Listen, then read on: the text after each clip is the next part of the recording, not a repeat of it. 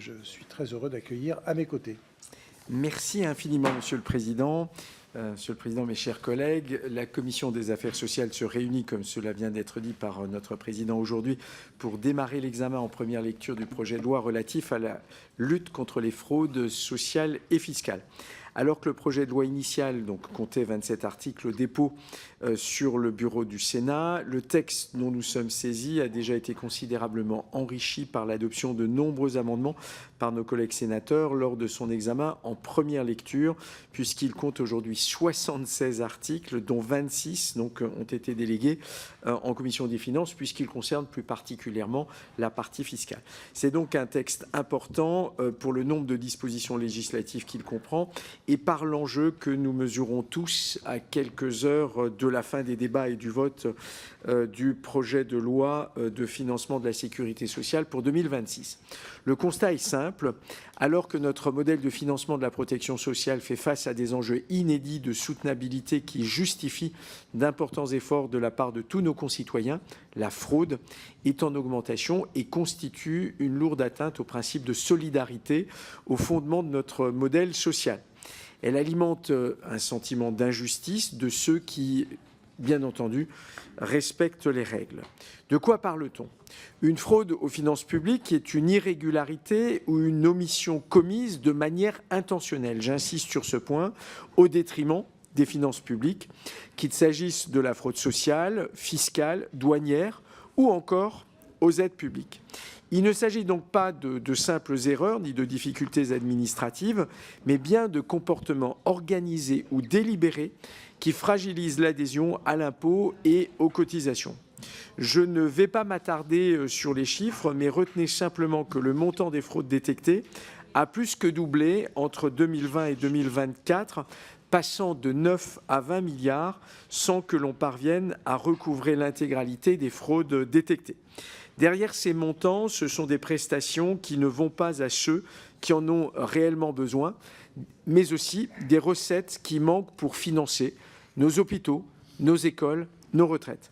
Cette hausse des montants détectés est indéniablement liée à des démarches beaucoup plus proactives des organismes de sécurité sociale.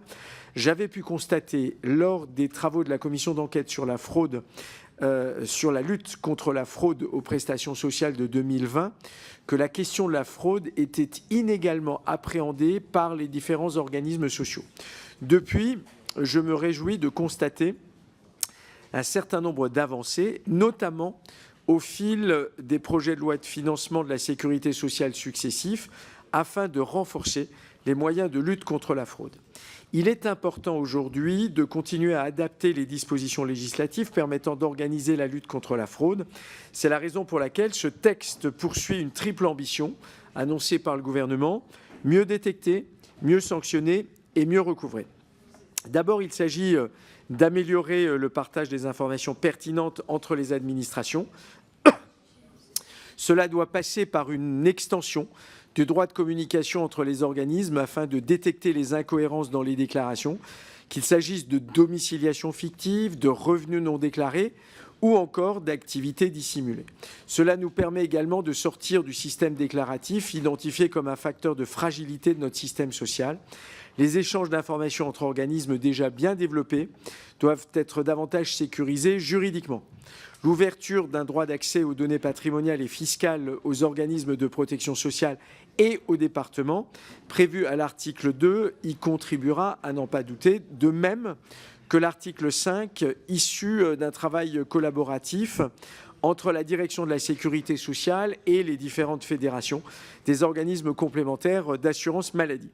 Je considère qu'il est par ailleurs indispensable de renforcer la lutte contre les fraudes à l'identité et de pouvoir sécuriser de manière plus efficace la vérification de la résidence en France pour le versement de certaines prestations comme l'AAH, le RSA ou encore le minimum vieillesse. De nouveau, les travaux de la commission d'enquête de 2020 avaient permis de constater que la fraude à l'identité constituait une véritable porte d'entrée à la fraude aux prestations sociales. Un certain nombre de fraudes complexes seraient en effet évitées en imposant la production de documents originaux pour certaines formalités administratives et d'une preuve de résidence pour certaines prestations. Nous constatons par ailleurs ces dernières années le développement de fraudes en bande organisée. Pour certains réseaux criminels de grande envergure opérant à l'international, la fraude aux prestations sociales et aux aides publiques françaises est devenue une véritable source de revenus permettant de diversifier, hélas, leurs ressources. Cet enjeu des fraudes relevant de la criminalité ou de la délinquance organisée, recourant à des montages transfrontaliers et internationaux, doit être pleinement pris en compte, en particulier par une mobilisation interministérielle des différents services concernés.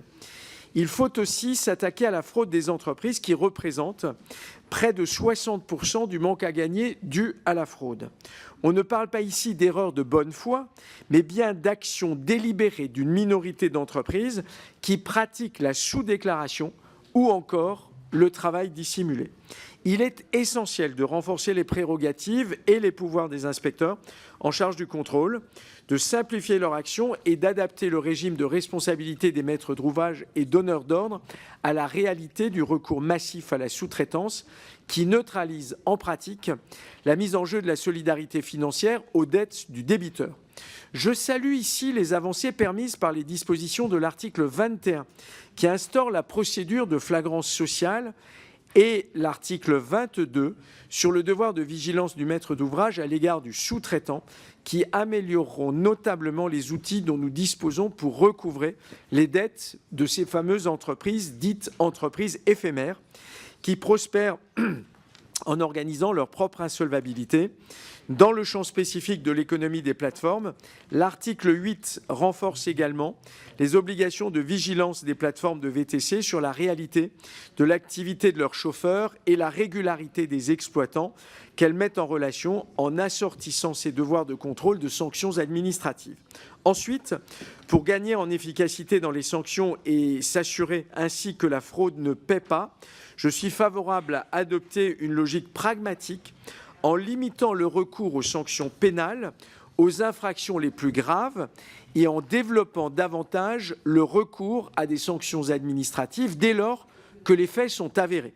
Cela permettra d'une part de clarifier l'échelle des sanctions aujourd'hui peu lisibles, alors que coexistent de multiples sanctions pénales et administratives, et que les sanctions pénales, et c'est l'autre volet, sont en pratique très peu mobilisées. Je vous proposerai d'ailleurs un amendement en ce sens à l'article 16.